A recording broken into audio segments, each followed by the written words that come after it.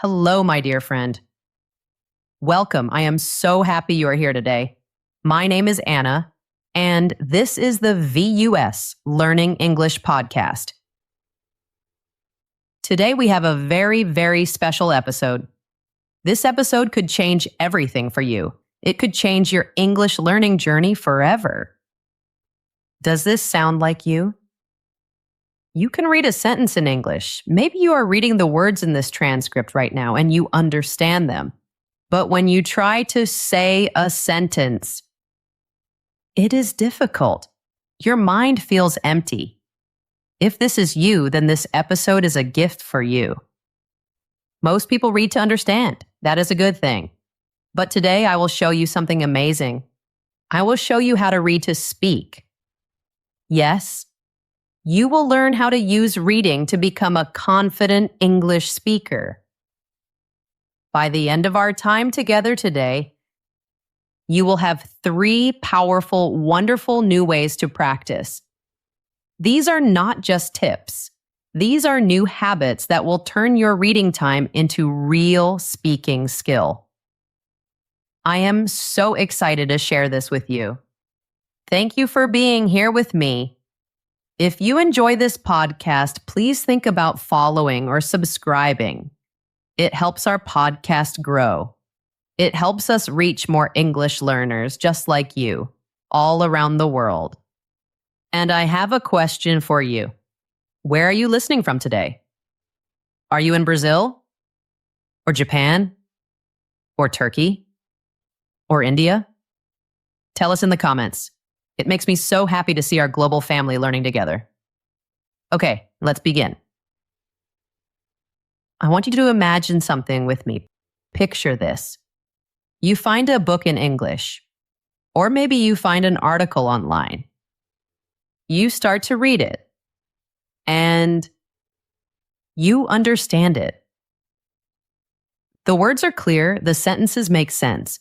You can follow the story. You feel so good. You feel confident. You think, wow, I know English. It is a wonderful feeling. But then, a little later, you try to have a conversation. Maybe a friend asks you a simple question. What did you do this weekend? And suddenly, your mind is blank. It's just empty. White space, nothing.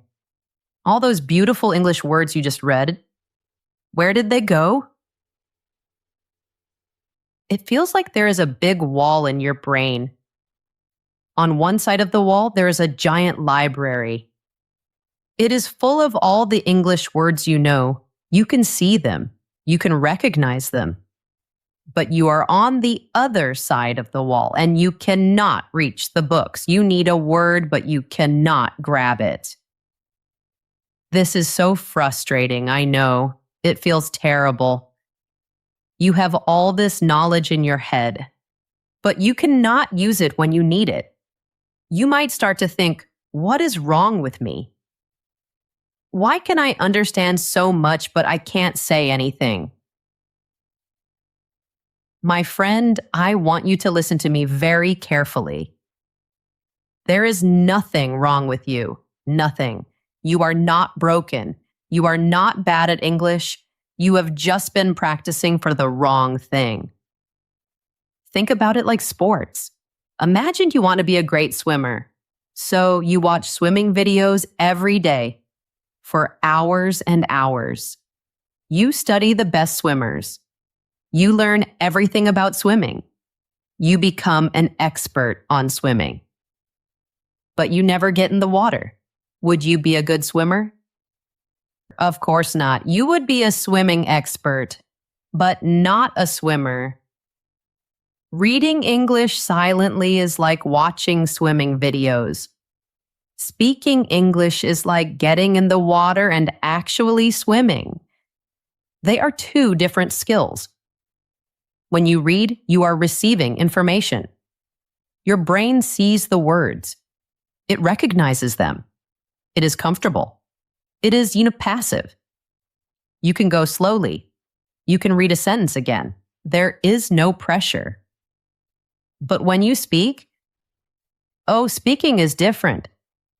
Speaking is active. Your brain has to do so much work. It has to find the right words from your memory. It has to put them in the right order. It has to tell your mouth and tongue how to move. And it has to do all of this in 1 second. It is a high-pressure situation.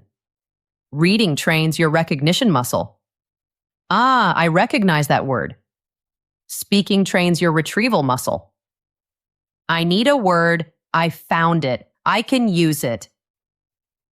You have spent so much time training your eyes to recognize words, but maybe you have not spent time training your mouth to say them, or training your brain to find them quickly. This is the disconnect. This is why your mind goes blank. It's not because you don't know the words, it's because the path to find them is not strong yet. So, what do most people do? They make a big mistake. A very common mistake. They think, okay, I need to get better. I need a bigger challenge. So they stop reading a simple book and they pick up a very, very difficult book. A book about science or philosophy. They think that more difficulty is the answer. My friend, this is a trap. It keeps so many learners feeling stuck. Reading something that is too hard is not a good way to learn to speak. A very smart person who studied languages had a big idea. He said we learn best when we get comprehensible input. That sounds complicated, I know. But the idea is very simple. It's like the story of Goldilocks. The material you read should not be too easy. If you understand 100% of a book, you are just reviewing. You are not learning much that is new. The porridge is too cold. The material you read should not be too hard. If you only understand 50% of a book, your brain is not learning. It is just trying to survive. You are looking up every word in the dictionary. You are translating in your head. This is not learning. It is solving a difficult puzzle. It is slow. It is frustrating. And it makes you want to quit. The porridge is too hot. The secret is to find material that is just right. You want to find a book or an article where you understand most of it. Maybe you understand 80% or 90%. You can follow the story easily. But in every paragraph, there are a few new words, a few new phrases. This is the sweet spot. The porridge is just right. For many learners, graded readers are perfect for this. These are special books made for English learners. They have levels. Level A1, Level A2, Level B1. You can find a book that is perfect for your level. It feels so good to read a whole book and understand it. When you read something you can understand, your brain can relax. It can enjoy the story. And because it is relaxed, it has space to notice new things. It starts to absorb new words naturally. But just reading is not enough to learn to speak. We need to connect reading to speaking. We need to build a bridge. Today, I will give you the tools to build that bridge. Are you ready for the first secret technique? Okay, here we go. The first technique is simple, but it is so powerful. I call it audio sync reading, or reading with your ears. The idea is very simple. You listen to an audiobook, and you read the text of the book at the same time. Listen and read together. Why is this a superpower for learning? Because it directly connects what your eyes see with what your ears hear. This solves a huge problem for many learners. Pronunciation. When you read silently in your head, you hear a voice. We call this subvocalization. But is that voice in your head saying the words correctly? Maybe you see the word relationship, and in your head, you say it with the wrong rhythm, the wrong music. You are practicing the wrong sound again and again. Audio sync reading fixes this problem. It is magical. Your eyes see the word on the page. Your ears hear a native speaker say the word perfectly. With the right sounds, the right rhythm, the right music, and your brain connects them. It's like a light bulb turns on. Oh, so that is how you say it. Your brain learns the correct pronunciation, and it replaces the old, incorrect one. You are no longer guessing. You are building a true, accurate connection between the written word and the spoken word. This is the foundation. So, here are the steps. They are very easy. First, choose a book that is at your level, a book that is just right for you, and make sure it has an audiobook. You can find these on websites like Audible or Scribd. You can also find free audiobooks for classic books on a site called LibriVox. That's LibriVox. And many graded readers come with audio files. Second, put on your headphones. This is important. Headphones help you focus, open your book or the text, and press play on the audio. Now, the narrator might speak too fast. That is okay. You can change the speed. On most apps, you can change the playback speed. Try 0.8 times speed, or maybe 0.75 times speed. Find a speed that is comfortable for you, a speed where you can follow along without feeling stressed. Third, just read along. For the first 10 or 15 minutes, this is your only job. Listen and read. Follow the words with your eyes as you hear them. Do not stop. Do not look up words in the dictionary. Not yet. Just relax into the experience. Let your brain get used to it. Okay, now for the next step. This is a key action. This is where we start to move from passive to active. I want you to start moving your mouth. Yes, your mouth. You don't need to make any sound. It's a secret. Just silently copy the narrator's mouth movements. Feel how your lips and your tongue and your jaw move. This is like a warm-up for your speaking muscles. It is turning a mental activity into a physical one. It is preparing you to speak. And now, the final part of this technique, I call it the pause rule, or finding your treasure. You should only pause the audio for one reason. You pause when you hear a group of words, a phrase that you love, a phrase that makes you think, wow, that is beautiful. Or, I want to use that.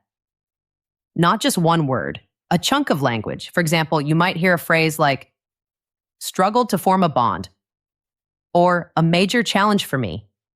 These are your treasures. When you find one, pause the audio. Now, say the phrase out loud. Say it 3 times. A major challenge for me. A major challenge for me. A major challenge for me. Feel the words in your mouth. Then press play and continue. Do this for just 15 or 20 minutes a day. That's all. This one technique will make your listening so much better. It will improve your pronunciation so much. It builds the perfect foundation for our next technique. Are you ready for the next level? I think you are.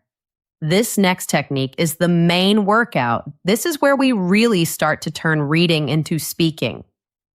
I call it active out loud reading and correction, or speaking the book. This is where the magic gets even stronger. The idea is simple. You read a small part of a text out loud, and then, this is the most important part, you correct yourself. Why is this so important? Because reading out loud can be dangerous if you do it alone. If you practice saying a word the wrong way 20 times, you are not practicing English. You are practicing your mistake. You are getting very good at saying it wrong. This technique stops that. It creates a feedback loop. a way to check and fix your mistakes. Here are the steps. Listen carefully. This is a game changer. First, choose a very, very short part of your book. Just 5 sentences or maybe 8 sentences. That is all. If you choose a long part, you will lose focus. Keep it short. Second, read this short part out loud. And if you can, be brave. Record yourself.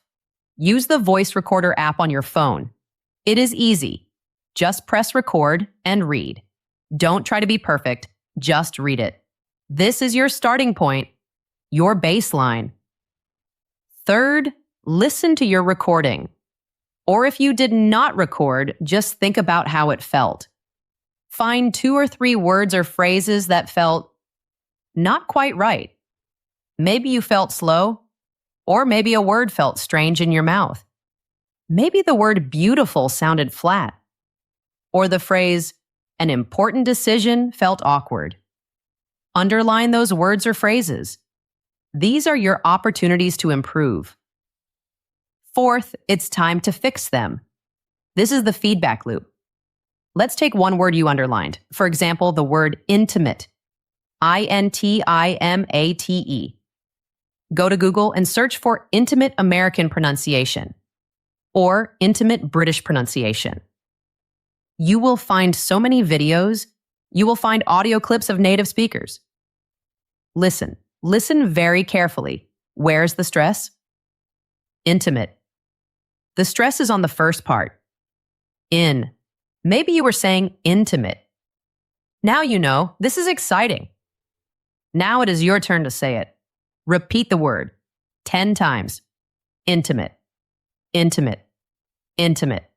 Copy the native speaker exactly. Feel the difference in your mouth. You are retraining your muscles.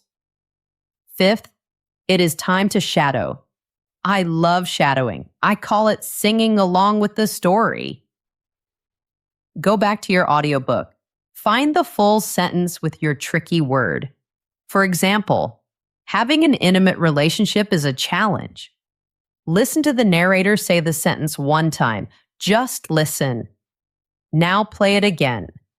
And this time, try to speak at the same time as the narrator. This is shadowing. You are speaking together.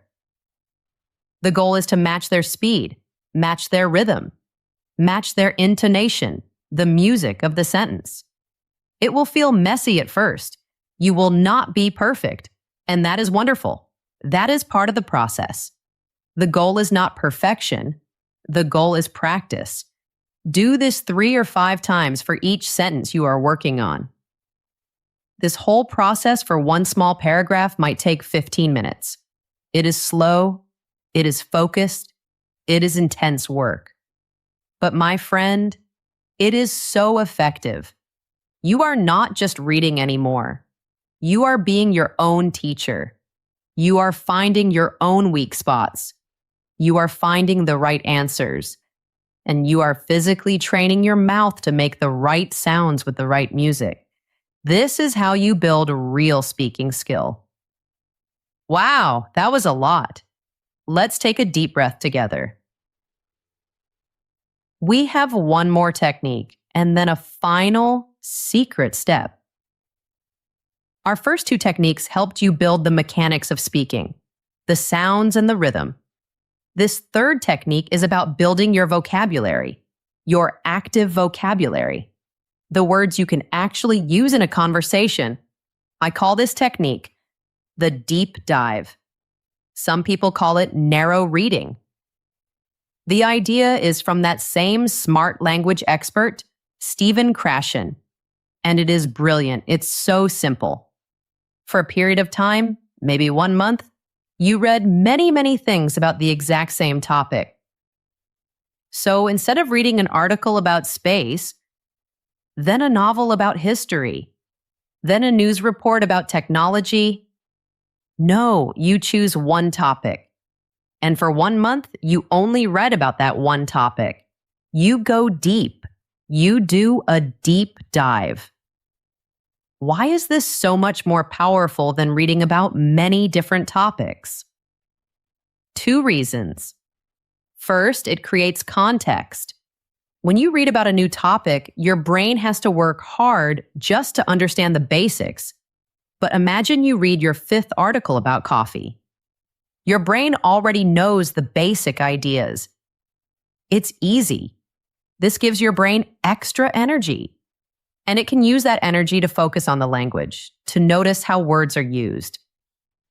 Second, and this is the most important part, it gives you natural, high-frequency repetition. Repetition is the mother of all learning. If you read one book, a key word might appear 10 times. But if you read 5 articles, a blog, and a book chapter on the same topic, you might see that key word 100 times.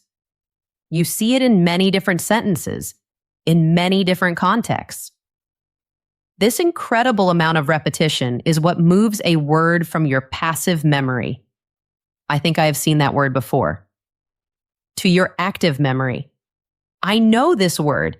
I can use it. You stop searching for the word. The word just appears in your mind when you need it. It becomes automatic.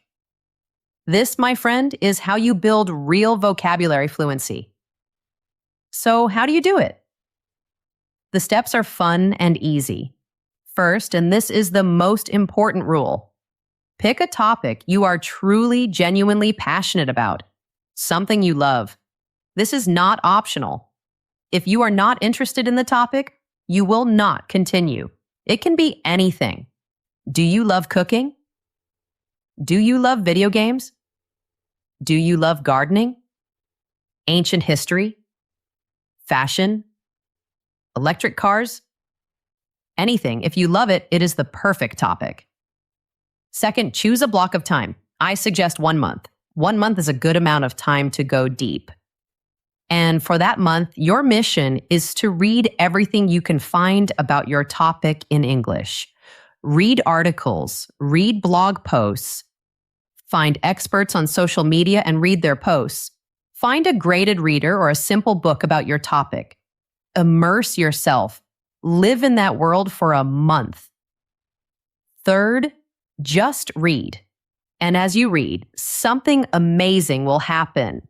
Your brain will start to build a map of the language of that topic.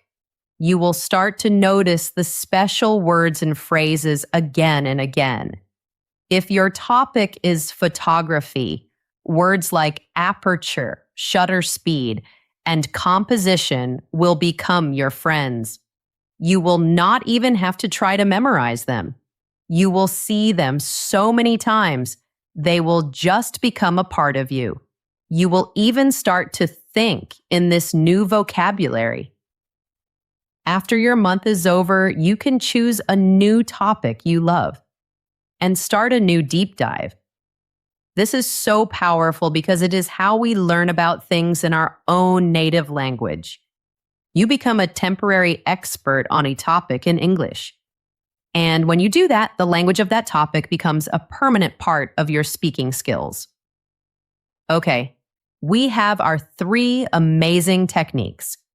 Reading with your ears to connect sound and text. Speaking the book to train your mouth and rhythm.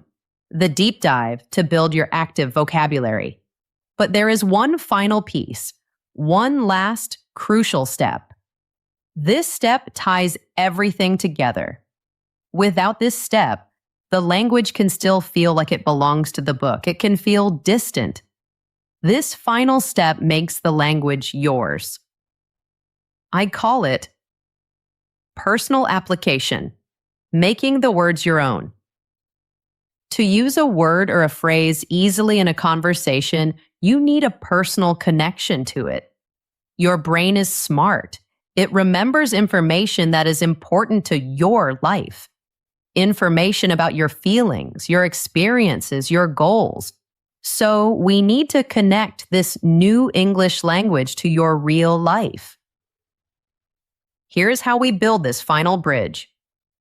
It is simple, but it is the most important work you will do. At the end of your reading practice every day, look at the phrases you collected, your treasures. the phrases you pause the audio for, the sentences you practiced shadowing. Choose just 3 of them, only 3. For example, let's say you chose these 3 phrases. 1. An intimate relationship. 2. Faced a difficult challenge. 3. A priority for me right now. Now, for each phrase, you must do something very important. You have to create a new sentence. A sentence that is 100% true and personal for you, for your life. We are not worried about perfect grammar here. We are worried about a real, honest connection. So you might write, my goal is to build a more intimate relationship with my friends. Last month, I faced a difficult challenge at my job. Learning English is a priority for me right now. Do you see? These sentences are about you, your goals, your experiences, your life. After you write each personal sentence, there is one last thing to do, the final, powerful action. Say your personal sentence out loud. Speak it into the room. Say it with feeling. Learning English is a priority for me right now. Feel the truth in those words. They are not from a book anymore. They are from your heart. They are now connected to your memories, your feelings. This simple act of personalizing the language is what builds the final pathway in your brain. The pathway for fast, easy retrieval. When a similar topic comes up in a real conversation, your brain will not have to search that big, dusty library for a word. It will just remember. It will access a recent personal emotional memory. The phrase will be right there, on the tip of your tongue, because it is no longer just something you read. It is something you have thought and felt and said. It is yours. So let's do a quick, gentle recap. What have we learned today? To turn your reading into speaking, you need a new way to read. First, choose the right books. Books that are comprehensible. Books where you understand almost everything. Books that are just right. Then you use our 3 active techniques. Number 1, audio sync reading or reading with your ears. Listen and read at the same time. Connect the sound to the text. And move your mouth silently to prepare for speaking. Number 2, active out loud reading or speaking the book. Read short parts out loud, record yourself, find your weak spots. Use Google to find the correct pronunciation. And shadow a native speaker to get the music of the sentence right. Number 3, narrow reading or the deep dive. Go deep into one topic you love for a whole month. Build your active vocabulary with lots of natural repetition. And finally, the most important step, build the bridge. Personalize the language. Make the words your own. Take phrases from your reading. Use them in sentences about your own real life. And say those sentences out loud. My friend, this system works. It is not magic. It is not instant. It requires your time and your gentle, consistent practice. But it is a smart system. It is a focused system. It builds the exact skills you need for speaking. You are no longer just a passive person who consumes English. You become an active participant, a performer, training for the main event, which is having wonderful, confident conversations in English. Your journey to speaking fluently does not have to be so frustrating. You already have the knowledge in your head, and now you have the techniques to finally unlock it, to let it out. So I have a challenge for you today, a fun challenge. In the comments below, I want you to write one thing. Write one topic you are passionate about, one topic that you will use for your deep dive for the next month. What do you love? Coffee? Cats? Cars? History? Write it down. When you write it down, you make a promise to yourself. You take the first step. And maybe you will find another learner in the comments who loves the same thing. You can encourage each other. Thank you. Thank you for spending this time with me today. It has been a joy to share these ideas with you. Remember to be kind to yourself on this journey. Learning is a process. Every day you practice, you are winning. Keep going. If you enjoyed this episode, please give it a like or a follow. It is the best and easiest way to support our podcast, and it tells me that you want more episodes like this one. Thank you again for listening. Go choose your topic. Go choose your book. And start reading to speak. See you next time, my friend.